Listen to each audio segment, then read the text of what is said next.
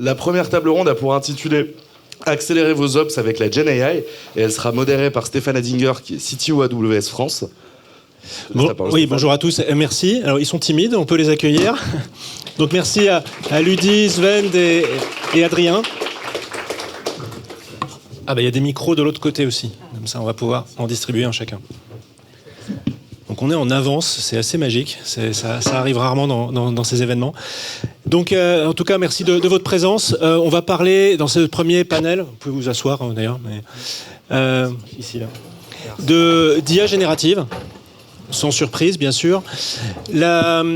Alors, je suis directeur de la technologie, ça fait 11 ans que je suis chez AWS et j'accompagne à la fois des startups et des sociétés du CAC 40, donc ça donne aussi un bel éventail, à la fois de créateurs de technologie, mais de ceux aussi qui la consomment tous les jours. Et alors, on ne va pas parler de technologie sur cette session, mais vraiment de cas concrets, de voir comment concrètement, dans la vie quotidienne, des sociétés, en tout cas des deux startups qui sont ici, de proposer des offres dont l'IA générative est au cœur, mais aussi de voir comment vous, dans vos propres équipes, ça a changé. Je vais peut-être vous laisser vous présenter pendant 2 minutes chacun, et puis après on rentrera dans le vif du sujet. Ludi ? Je te remercie Stéphane. Alors, moi c'est Ludi Akoué, je suis CTO digital chez BPI France. Je pense que tout le monde connaît BPI France ici. Plus précisément, dans mes équipes, on s'occupe de toute la partie créer la meilleure expérience digitale bancaire pour l'économie française. Donc toute la partie entrée en relation au niveau de BPI France, et pour permettre de transformer BPI France en une fintech avec un réseau physique des 1500 chargés d'affaires. Moi, j'ai été à votre place il y a 7 ans, où j'ai été CTO d'une early stage aussi. Donc ça fait plaisir d'être là. Merci pour l'invitation. Et j'ai été aussi CTO encore précédemment d'une scale-up qui s'appelle l'Uni. Et ça fait bientôt 6 mois que je suis chez BPI France pour accélérer la partie digitale. Du coup, avec plaisir. Enchanté, Adrien, CTO et cofondateur d'Allobrain. Donc, startup, bien sûr, hébergée chez AWS, mais aussi physiquement hébergée à Station F, donc double effet. On est spécialisé dans l'application du conversational AI dans la relation client. Donc, on gère plusieurs use cases avec des grands groupes.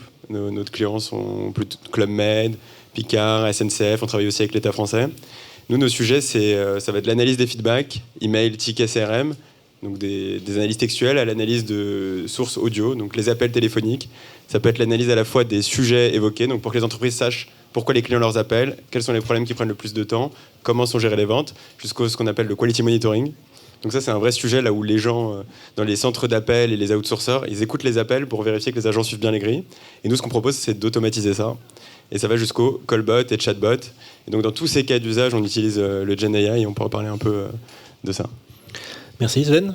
Ouais, alors moi, c'est Sven. Je suis le cofondateur de Clip.ai avec Pamela, mon associé, qui est CTO. Nous, ce qu'on fait, c'est un algorithme qui extrait automatiquement les meilleurs moments d'une vidéo longue. Donc ça va permettre à des créateurs de contenu, des marketeurs, de passer d'une vidéo longue qui est souvent sur YouTube ou alors qui est en train de mourir sur un replay de webinar ou du podcast, ce type de contenu un peu long, et d'en extraire des clips viraux pour être redistribués sur toutes les autres plateformes sociales de contenu court. Les contenus courts, ça explose aujourd'hui. Il y a un gros besoin d'en produire plus et nous, on apporte de la productivité, une manière de le faire plus rapidement.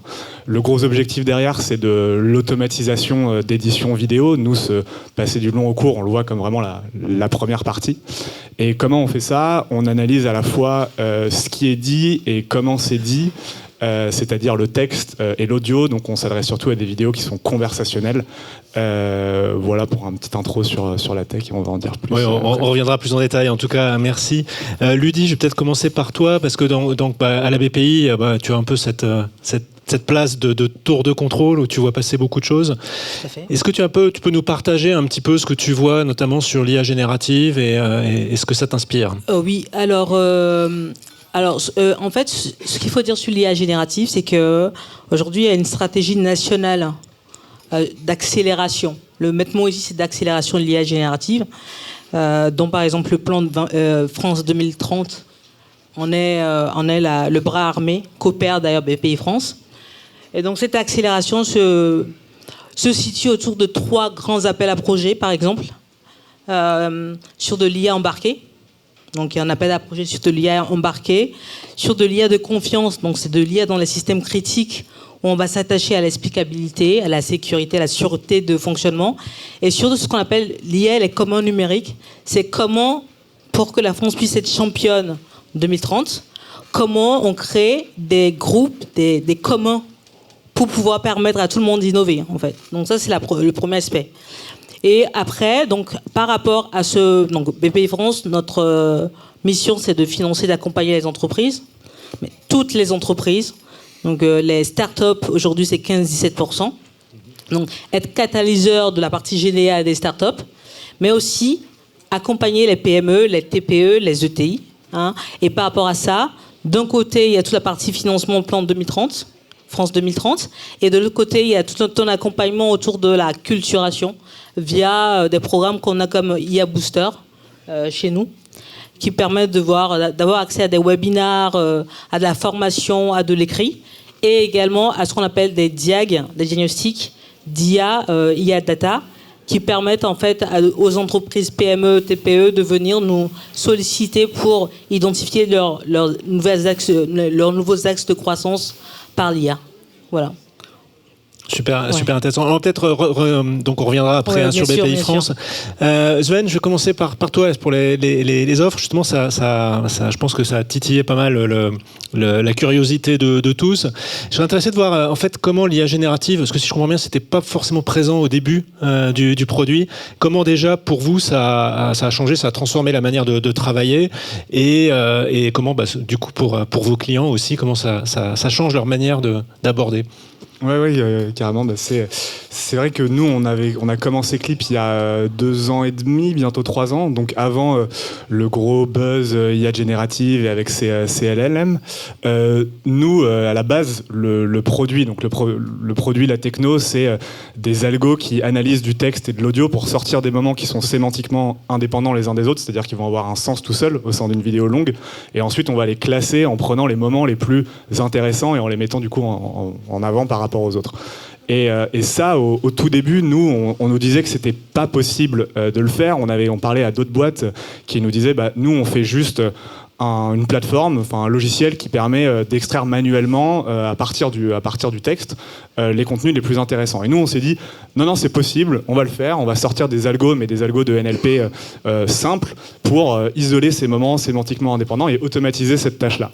Et toute la première partie du produit, elle était basée sur cette techno-là, jusqu'à ce que et on atteignait un niveau de précision qui était OK, mais on avait créé autour toute une web app, tout un logiciel qui permettait en fait d'ajuster ses prédictions, parce que à ce niveau de précision, l'algo il permettait de pointer un peu dans le bon coin, dans le bon sens, mais c'était assez rare que ce soit bon du premier coup, c'est-à-dire que le moment identifié soit partageable directement sur les réseaux sociaux. Et c'est là que les LLM arrivant et nous faisant cette veille technologique et se disant comment on peut utiliser ces technos-là sur notre produit à nous, ça nous a permis de complètement basculer niveau précision et de rendre notre produit utilisable non seulement par des petits créateurs de contenu sur une plateforme où ils vont pouvoir le réajuster, mais aussi maintenant aujourd'hui à des grosses plateformes vidéo, par exemple des plateformes de streaming qui sont nos clients aujourd'hui, donc des plateformes médias, etc., qui elles ont besoin que ce soit bon du premier coup, parce qu'on atteint un type de scale où ils vont pas pouvoir rééditer et ajuster chacune des vidéos qui sortent.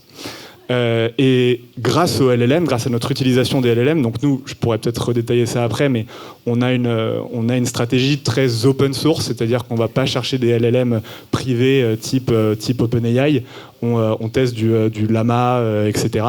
Et on fait tourner ça, et ça nous a permis de passer ce cap-là, de faire beaucoup plus de clips qui sont bons du premier coup, et d'arriver du coup à vendre nos technologies en API à ces grosses plateformes-là, d'aller chercher des beaucoup plus gros deals. Donc ça, c'est sur un peu l'augmentation de la qualité de nos prédictions qui permettent des gains de productivité beaucoup plus importants chez nos clients et qui nous ouvrent du coup aussi ce marché.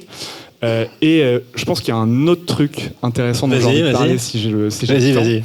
C'est qu'il y a aussi un impact business marketing sur les LLM.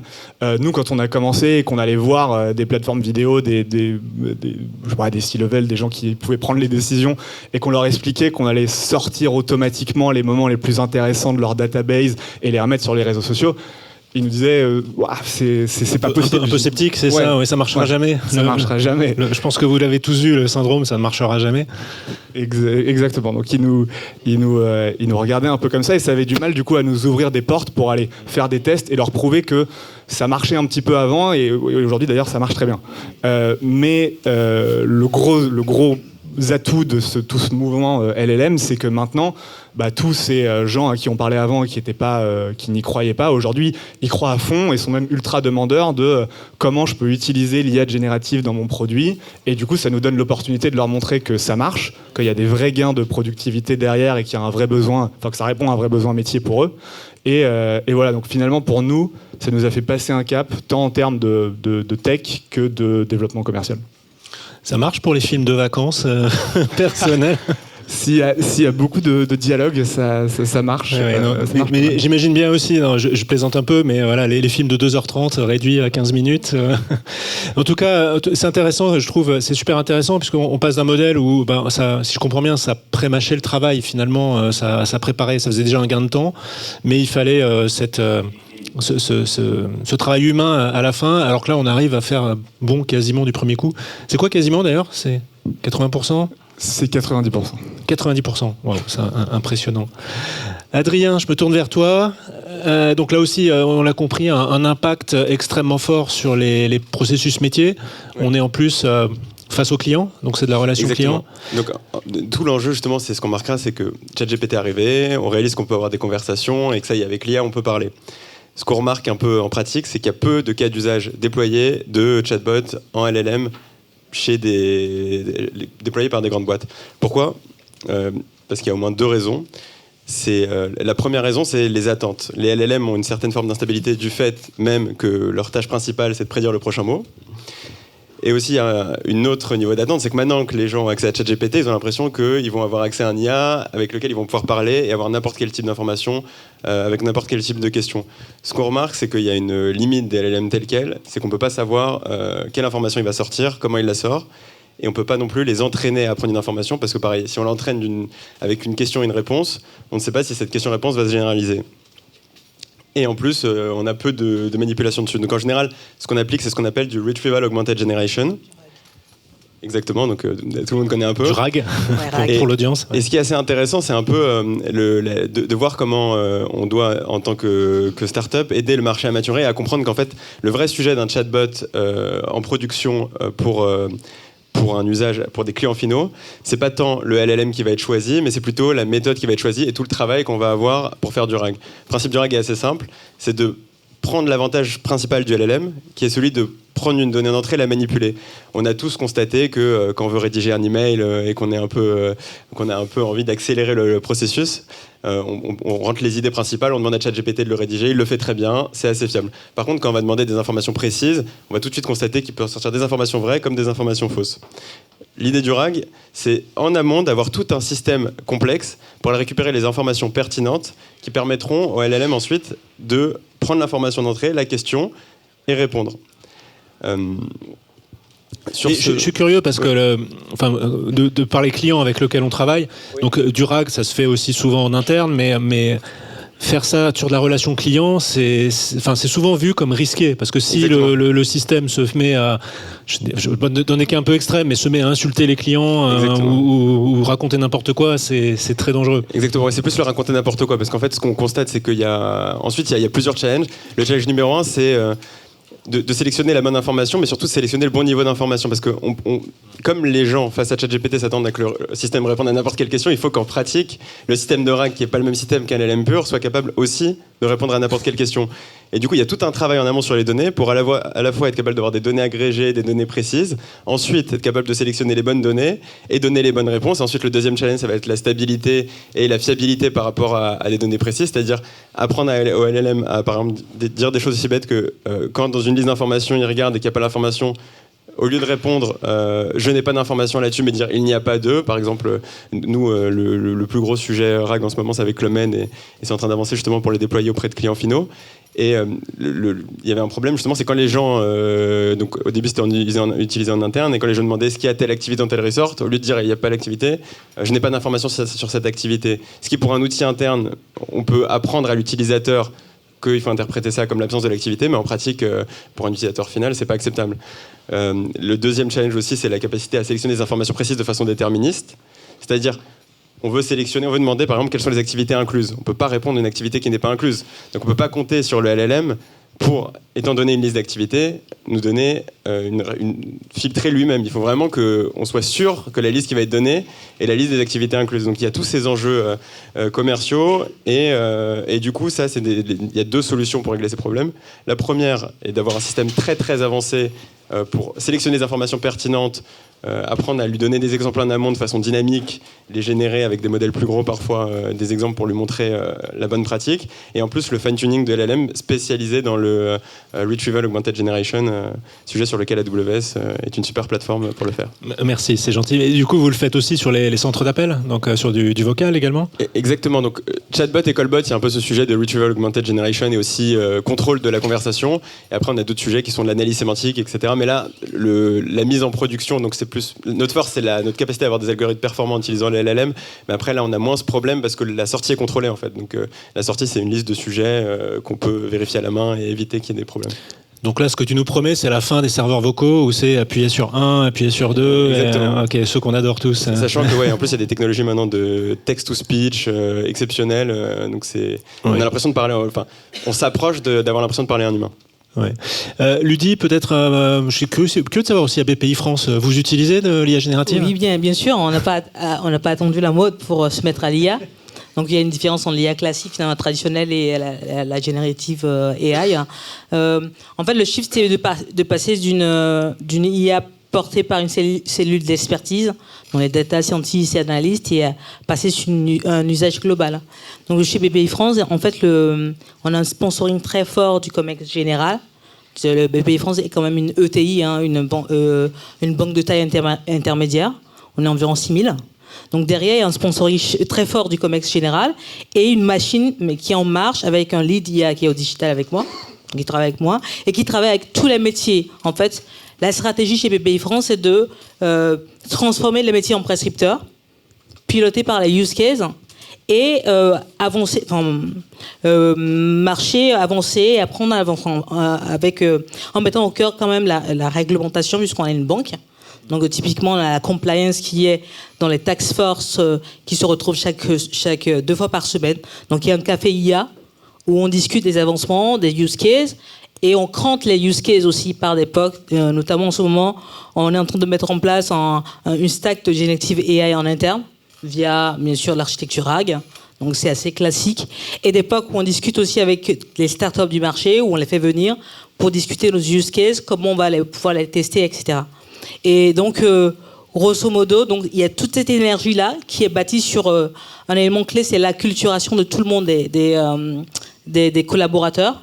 Donc, acculturation, c'est à la fois des webinaires, des formations, un kiosque qui a lieu chaque semaine pour apprendre à prompter. Une bibliothèque de prompt aussi. Voilà, pour que tout le monde, c'est vraiment faire des collaborateurs, des prescripteurs, pas le voir sur le côté technique en fait. Et c'est super intéressant. Donc il y a cet engouement qui a lieu, il y a des discussions qui ont lieu aussi pour à la fois innover, donc voir les use cases internes, de comment c'est plutôt des use cases d'amélioration de l'efficacité opérationnelle, de transformation interne dans un premier temps pour maîtriser la technologie, mais c'est surtout comment on avance parce que la technologie n'est pas sans danger. On est dans le milieu bancaire, donc on a toute la partie, on parle des hallucinations, des biais discriminatoires, mais comment, compte tenu de tout ça, on peut avancer sur des use cases, comment on peut rapidement itérer, par exemple, si on se dit que ce use case-là est trop sensible à des informations personnelles, c'est partir sur la donnée anonymisée pour revoir nos mécanismes, par exemple, d'ossérisation de contrats, pour voir si on ne peut pas faire du visual QA, donc sans ossériser. Donc il y a plein de réflexions en cours, quoi. Voilà. Oui, je pensais toujours un peu ce choix entre, effectivement, il y a des risques, mais ne pas être non plus tétanisé par les risques et de surtout rien faire. Sven, je suis intéressé parce que, en fait, développer une solution comme Clip, c'est quand même beaucoup de choix très structurants. Donc, si je comprends bien, tu t'es lancé sur une solution dont tout le monde te prédisait que ça marcherait jamais. Après, ensuite, choisir un LLM plutôt open source par rapport à peut-être une mode beaucoup plus ouverte sur des grands LLM.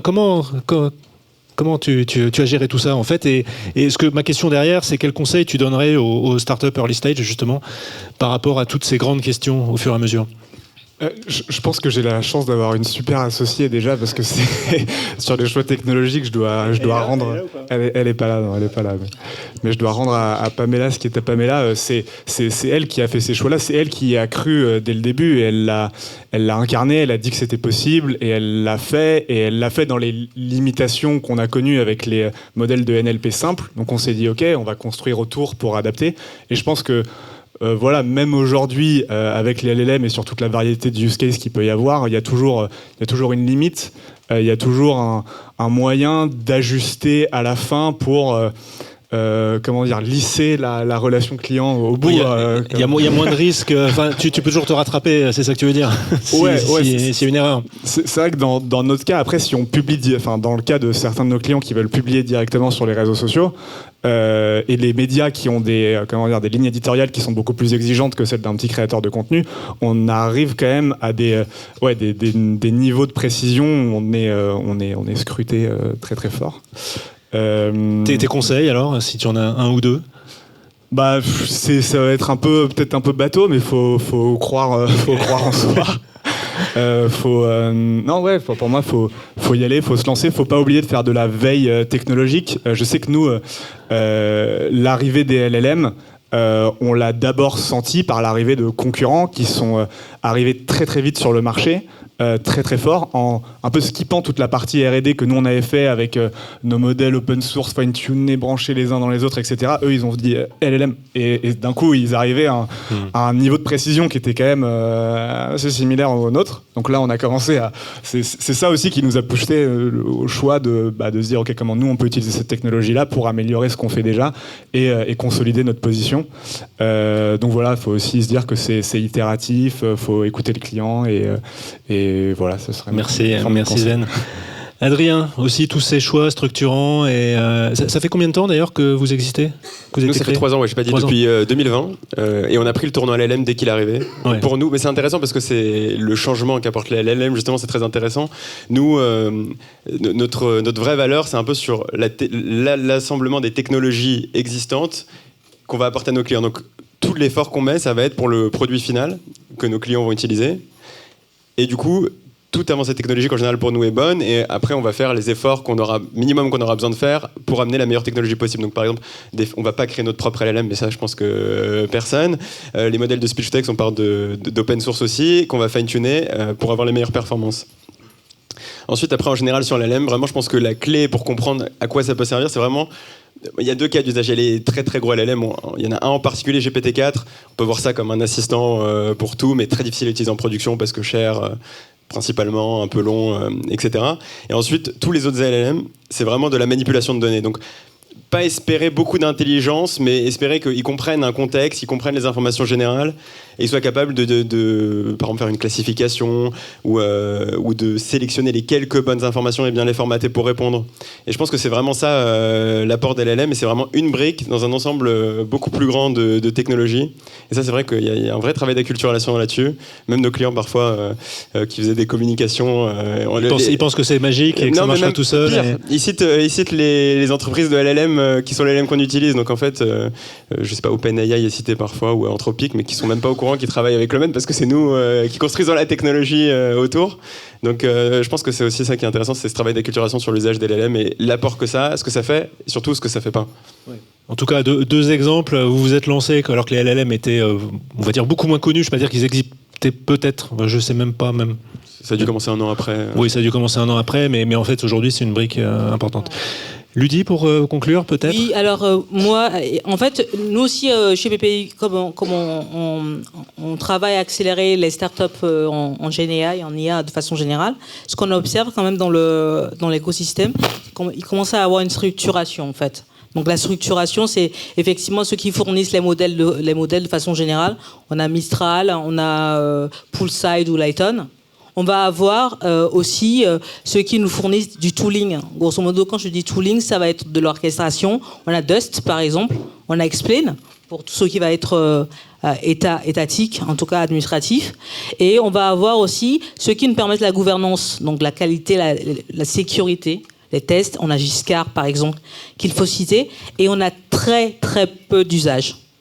Contrairement à ce qu'on pense, aujourd'hui, à 90%, nous on estime 90% de la valeur de la GNI au niveau de l'usage, et on manque de startups qui travaillent sur l'usage. Donc, je peux citer une startup qui s'appelle Photoroom, qui permet d'éditer des photos via la GNI, via la diffusion modèle, c'est encore autre chose, mais c'est la GNI tout de même. Mais aujourd'hui, on a la recherche de vraiment craquer l'usage. Ça, c'est la première chose que je dirais.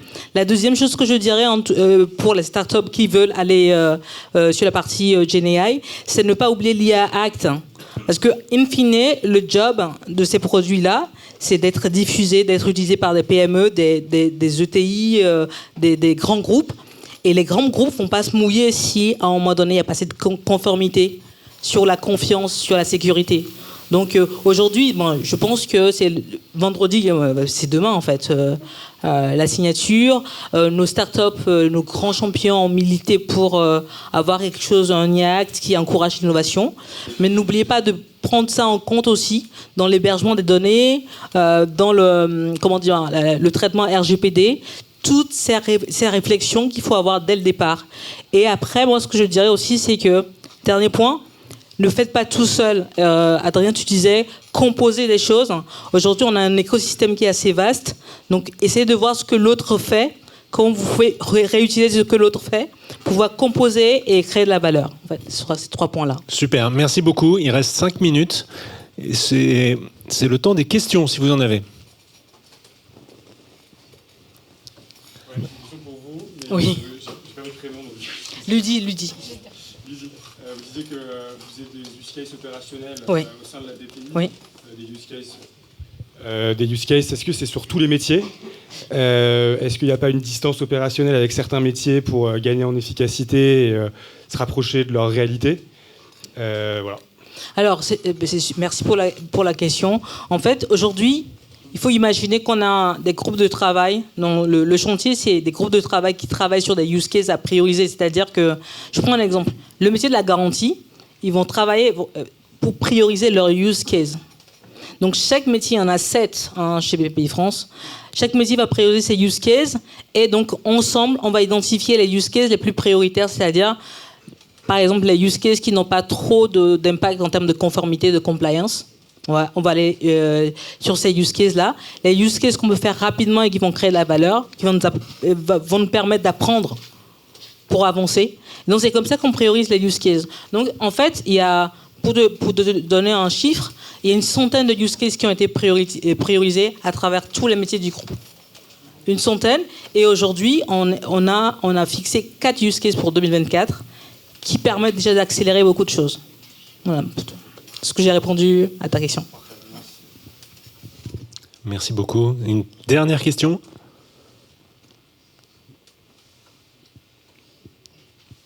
Bon, c'était très clair. En tout cas... Ah, oui. C'est de la gourmandise, là. S'il n'y en a pas d'autres. Et Adrien, combien de temps dure un cycle avec Club Med, par exemple? Est-ce qu'il y a vraiment une fin au cycle avec les évolutions des bases de données du client, avec les évolutions des LLM? Et quel impact sur le modèle économique, si c'est pas indiscret, du coup Il n'y a pas de souci. Et il y a 2 parties à la réponse. Le premier, sur les bases de données, on est connecté en continu. Je ne sais pas si c'est clair, mais du coup, ils peuvent mettre à jour leur base de données. On met à jour toutes les données en continu, comme c'est Durac. C'est l'avantage aussi, c'est qu'il n'y a pas de réentraînement et il y a une certaine fiabilité là-dessus. Après, sur l'évolution, on se met d'accord sur... Il y a 2 parties. Il y a la partie contrainte contractuelle, c'est-à-dire ce qu'on va leur livrer. Donc ça, c'est ce sur quoi on doit faire des efforts continue jusqu'à la livraison et arriver aux objectifs.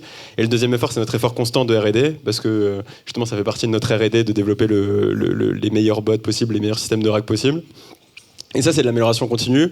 Et du coup, l'impact économique de ça n'est pas proportionné au nombre de clients du fait que c'est notre R&D classique. Donc, il y a la partie, là, on va faire l'effort d'amener le système au niveau s'il ne l'est pas encore, selon le challenge du client, les différences, les différentes subtilités. Donc ça, c'est proportionnel au client. Donc il y a un effort qui réduit dans le temps, parce que plus ça va, plus notre technologie est généralisée. Et ensuite, le R&D continue. Merci beaucoup. Alors merci à nos intervenants, Ludi, Adrien, Sven, on peut les applaudir.